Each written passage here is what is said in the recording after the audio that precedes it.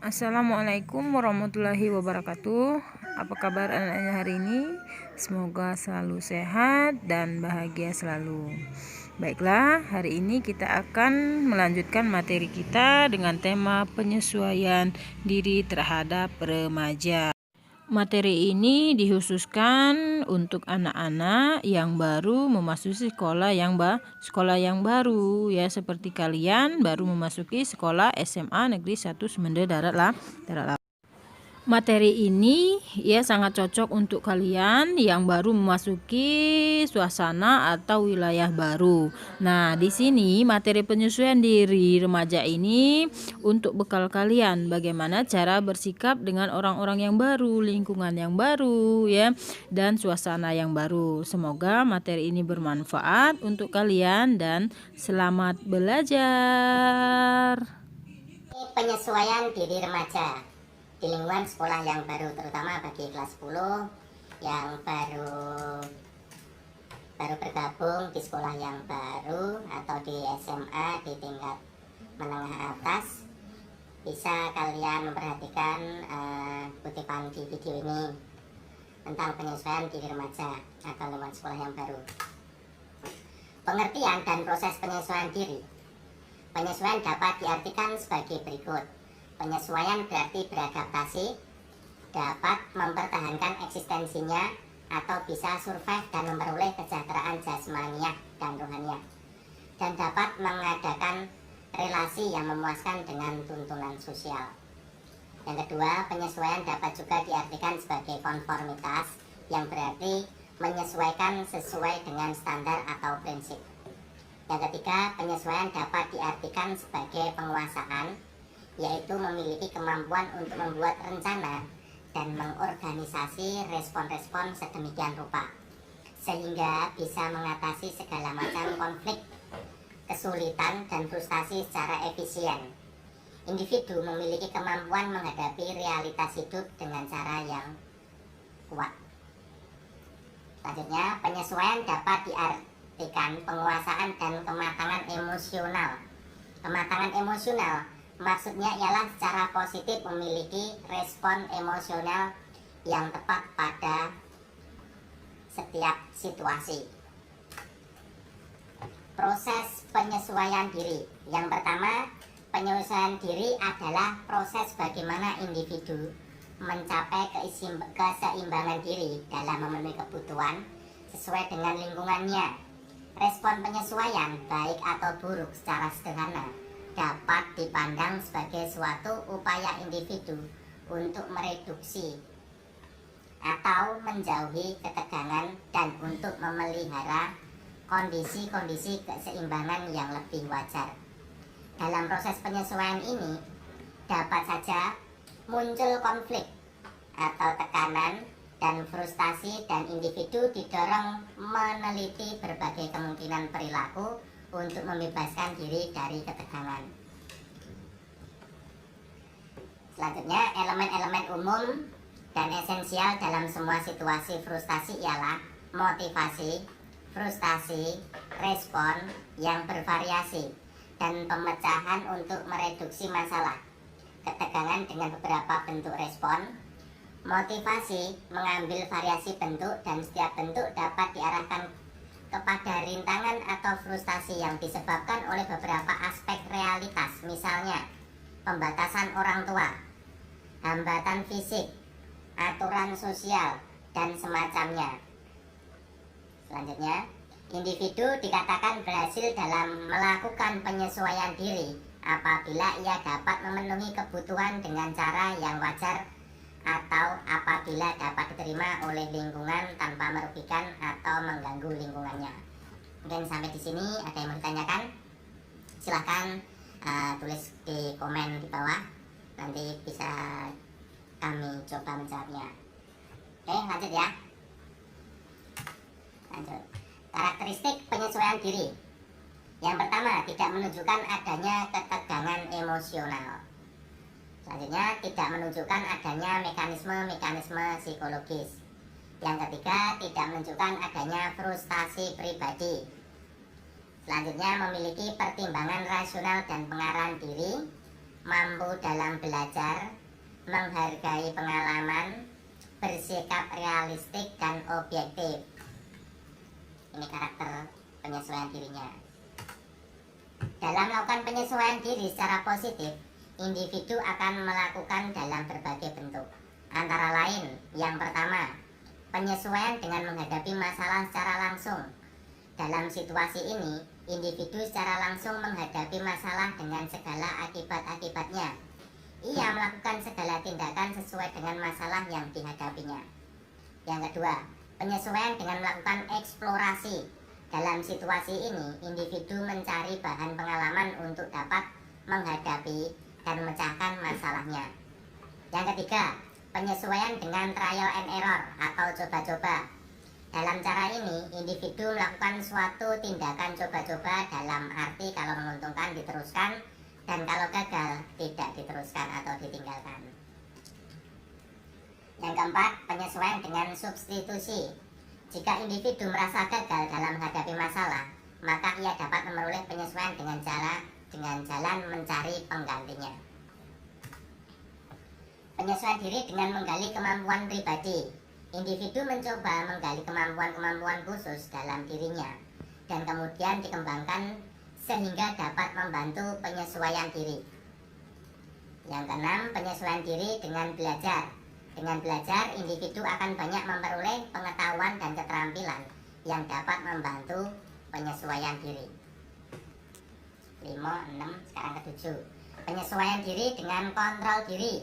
Dalam situasi ini, individu berusaha memilih tindakan mana yang perlu dilakukan dan tindakan mana yang tidak perlu dilakukan. Yang ke-8, penyesuaian diri dengan perencanaan yang cermat. Dalam situasi ini, tindakan yang dilakukan merupakan keputusan yang diambil berdasarkan perencanaan yang cermat atau direncanakan terlebih dahulu. Faktor-faktor yang mempengaruhi proses penyesuaian diri. Yang pertama, kondisi jasmania yang meliputi pembawaan, konstitusi fisik, susunan saraf, kelenjar, sistem otot, kesehatan, dan sebagainya. Kedua, perkembangan dan kematangan, terutama kematangan intelektual, sosial, moral, dan emosional. Ketiga, penentuan psikologis yang meliputi pengalaman, belajar, pembiasaan, determinasi diri, frustasi, dan konflik. Yang keempat, kondisi lingkungan, terutama rumah, keluarga, dan sekolah. Itu yang sering kita jumpai. Terus selanjutnya penentu kultural dan agama. Oke, kita lanjutkan. Cara menyesuaikan diri di sekolah. Yang pertama adalah pelajari situasi. Penting dan perlu kalian perhatikan pertama yaitu sebelum masuk sekolah, belajar untuk mengenal lebih dekat lingkungan sekolah, baik letak geografis sekolah, arah perjalanan dari rumah ke sekolah, lingkungan sekitar sekolah, dan sebagainya. Anda biasakan untuk mengenal situasi baru dan beradaptasi di dalamnya. Anda tidak perlu takut pada situasi yang baru. Pastikan Anda aman berada di lingkungan sekolah tersebut. Yang kedua, berbaik sangka. Hilangkan segera pikiran kalian bahwa lingkungan sekolah baru nanti kurang menyenangkan, termasuk kekhawatiran tentang teman-teman yang tidak bersahabat atau guru-guru kurang ramah. Ganti kalimat tersebut, penuhi otak dengan kalimat-kalimat positif seperti lingkungan sekolah baru akan sangat menyenangkan, teman-temannya mengasihkan, dan guru-gurunya pun ramah.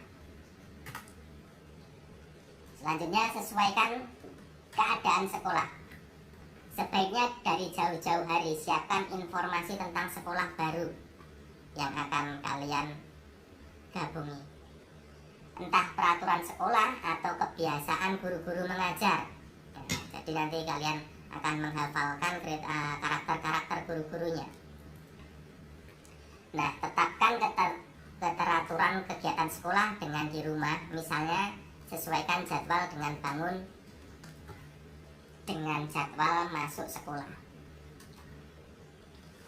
Berhubung ini masa pandemi ya, tapi juga ada pembelajaran jarak jauh, jangan sampai ketinggalan jadwal-jadwal yang diberikan oleh sekolah. Jadi kalian harus memantau HP kalian, atau memantau jadwalnya hari apa, jadwalnya apa, itu jangan sampai ketinggalan materi dan tugasnya. Terus mengetahui aturan. Segera kalian sadari bahwa memasuki sekolah baru berarti memasuki tempat yang telah mempunyai aturan. Peraturan sekolah bisa saja berbeda dengan sekolah sebelumnya. Ikuti dan patuhi peraturan yang ada. Jadi peraturan itu sudah melekat pada diri kita sebetulnya, baik itu aturan yang tertulis ataupun aturan yang tidak tertulis. Ya mungkin kalau di instansi itu aturannya tertulis, sudah disahkan oleh kepala sekolah. Misal saya berikan contoh, aturan yang tidak tertulis itu biasanya aturan yang berada di rumah atau yang simpel sekali. Kalau kalian tidak bisa menaati aturan, pasti kalian akan berbenturan dengan sanksi ya. Nah, ini mengikuti MPLS. Mengikuti kegiatan MPLS sangat penting bagi kalian. Masa pengenalan lingkungan sekolah adalah salah satu masa yang bisa dimanfaatkan untuk mengenal lingkungan sekolah, terutama sekolah yang baru. Pada kegiatan tersebut akan diperkenalkan siapa saja elemen lingkungannya, seperti kepala sekolahnya siapa, guru-gurunya siapa saja, namanya siapa, mengampu apa aja, dan staf tata usaha. Peraturan yang berlaku di sana, kegiatan formal sekolah yang wajib diikuti apa saja, dan kegiatan ekstrakurikuler yang ada di sekolah baru itu apa aja bisa kalian pilih. Dan sekaligus momen yang bisa digunakan untuk mengenal teman-teman baru. Jadi kalian nanti kalau sudah mengenal, melewati mengikuti MPLS, masa pengenalan lingkungan sekolah, insya Allah kalian akan nyaman melakukan kegiatan belajar di sana ya, di sekolah yang baru. Terus kenali dan hormati guru. Kalian harus kenal dan hormat pada guru yang ada di sekolah yang baru tentunya. Lalu bagaimana cara beradaptasi dengan guru? Guru adalah orang tua saat di sekolah, sehingga perlakuan layaknya sedang berhadapan dengan orang tua di rumah. Selain itu, guru adalah individu-individu yang mempunyai karakter yang berbeda-beda. Jadi kalian tentunya harus segera bisa beradaptasi atau bisa memahami bapak ibu guru, terutama yang mengajar di kelas kalian. Bertanya kepada kakak kelas apa yang tidak disukai oleh guru-guru di sekolah sehingga bisa diantisipasi terlebih dahulu. Sebetulnya simpel, sudah ada aturan yang ada, kalian tinggal menerapkan, pasti kalian tidak akan berbenturan. Pada dasarnya, setiap orang senang diperlakukan dengan baik serta dihargai sesuai dengan porsi dan perannya sebagai siswa. Membiasakan diri untuk bertutur kata sopan dan bersikap santun terhadap guru-guru atau orang yang lebih tua. Hal itu akan membuat guru-guru merasa dihargai. Jangan ragu untuk menyapa dan memberi salam setiap guru yang berpapasan. Nah, setelah tadi ya sama guru, sekarang menghargai sesama atau sesama siswa. Siapa yang menanam kebaikan, maka akan mendapatkan kebaikan pula. Begitu juga siapa yang menghargai orang lain, maka akan dihargai pula oleh orang lain. Kalimat itu harus kalian ingat dan terapkan. Selama bisa saling menghargai dan menghormati teman baru, maka tidak perlu takut ya.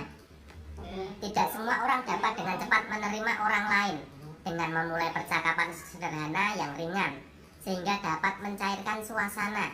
Misal, namanya siapa, rumahnya mana, itu percakapan yang sederhana. Tetapi hindari memaksakan pendapat dan kehendak pada teman baru. Semakin bisa menghargai teman baru, semakin cepat keakraban terjalin. Menjadi diri sendiri. Berada di lingkungan baru, seperti sekolah baru, kalian memang sebaiknya ramah terhadap teman-teman yang baru dikenal. Namun yang terpenting, tetaplah menjadi diri kalian sendiri.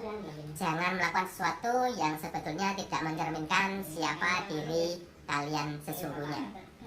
Hal-hal yang dilakukan tidak sesuai dengan kepribadian hanya akan membuat diri kurang nyaman, yang bisa saja terbaca oleh teman baru. Menjadi diri sendiri akan memudahkan berinteraksi lebih natural, yang mungkin saja mempermudah teman. Demikian materi kita hari ini, semoga bisa dimengerti dan dipahami, serta jangan lupa untuk diterapkan di lingkungan kelas, di lingkungan sekolah yang baru ya. Kalaupun ada pertanyaan, nanti bisa langsung hubungi ibu atau bapak ya yang selaku guru BK di SMA. Dan juga jangan lupa untuk like, komen, dan subscribe di channel YouTube ini. Sekian, terima kasih, dan wassalamualaikum warahmatullahi wabarakatuh.